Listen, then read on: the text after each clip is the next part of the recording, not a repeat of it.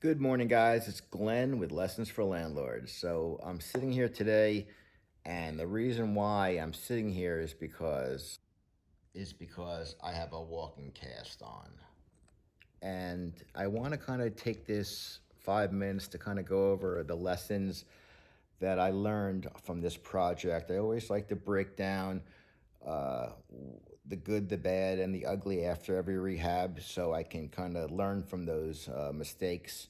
Um, and I would like to start today by saying, kind of, with your contract, when you're dealing with contractors, you really have to spell out exactly what you want done.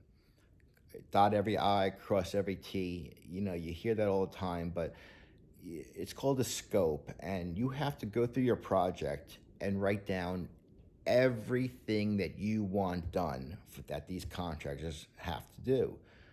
If you do not write these things down, um, they're going to be add-ons, and contractors are going to charge you for every add-on that you add to your list of things that you want done. That can get a little pricey as you go. You keep adding this, and this, and if you're on a budget, you can go over that budget real quick.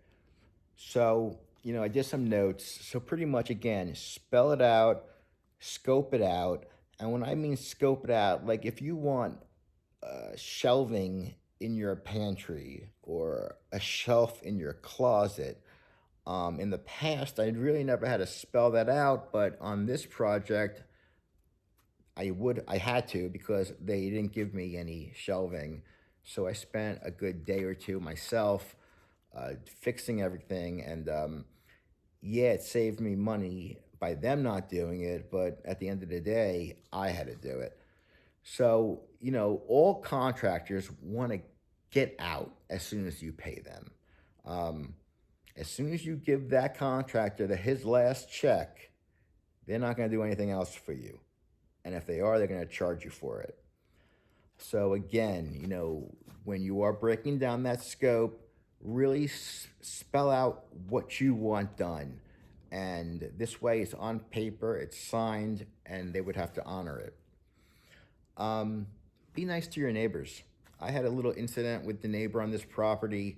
I ended up using his driveway without asking him permission. It was when we were doing the tree trimming. I didn't think it was a big deal, but apparently he did, and I should have asked. I also put a dumpster on the side of the house, and I damaged the lawn a little bit by denting it. I'm gonna make it all right. We're good, and it's always good to have a somewhat of a relationship with the neighbor because they can tell you if, God forbid, something's going on at the property, and they're just more eyes on it. So be nice to your neighbors. Keep an eye on your budget. Really, really important. Sometimes you just can't help it, but it does happen. You're gonna go over, and you just have to kind of just really have a good records and just try to stay within your budget. Going over budget a lot of times happens when you have to open up a wall. I know as a landlord and a real estate investor, we always love to open up the property, change the layout, really value add to it. But when you do that, you are open to some issues. Whenever you open up a wall, then now you're exposed to seeing what's behind that wall, and then you have to take care of that because now it's exposed. Um, you could see rot, you can see water damage, you could see termite damage, you might see that it doesn't have insulation, you might see that it has bad knob and tube wiring, it might need fire blocking. A lot of things happen when you open up walls. Um, it's just part of the territory, and that's what's gonna happen. With contractors, I'd really try to make sure your contractor finishes strong. A lot of times, everybody starts off really excited. They have the job, they're in there, they're doing it, and then they start getting a little lazy, maybe trying to cut some corners. You always want to try to really motivate these contractors to finish strong, and the when they're cutting corners, that's on your dime, and that could hurt the situation down the line. Contractors, you get what you pay for. On this job, it was a little confusing because I was paying for labor and materials, but some of the things they were supplying, some of the things I was supplying, we used a different contractor this time. So really spell out in your contract who's going to be supplying the doorknobs for the doors, the hinges. These little things mean something because at the end of the day, either you have to get it or they have to get it. Final walkthroughs, huge lesson on this. If you miss something on your final walkthrough, it's on you, unfortunately.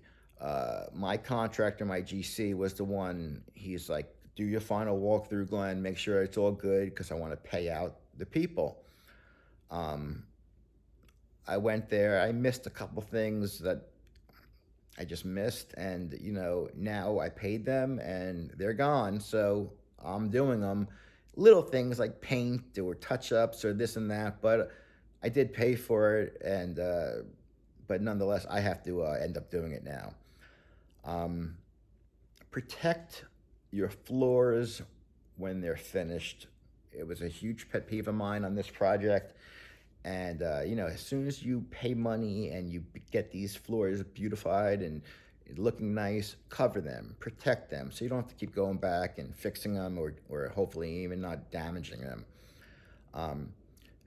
Make sure that your work timeline goes in order. On this job, there was some, scheduling conflicts that I probably would have changed and did up. What I mean by that, like if you're gonna sand the floors, do that before you paint, so everything doesn't get dusty.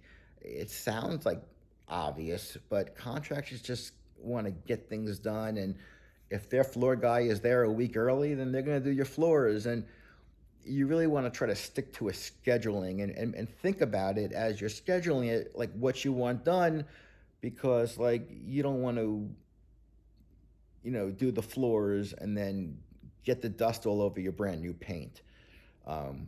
Always double check your square footage with these contractors. For example, I'm gonna break it down like simple math. Say you're paying for 500 square feet and they're charging you $1 per square foot.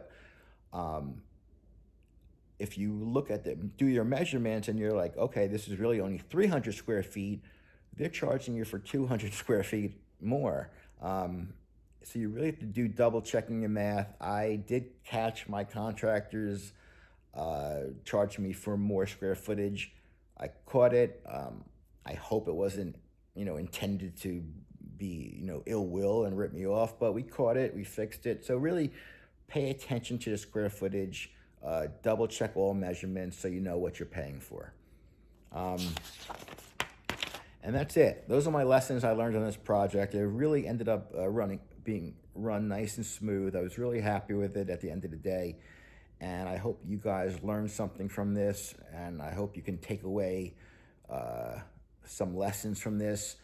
And that's it. Take care, guys. Enjoy.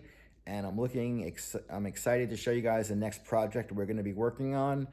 And I would like to show you some more pictures of the before and after. I didn't even add some of the really good ones, like really what the house looked like when I bought it.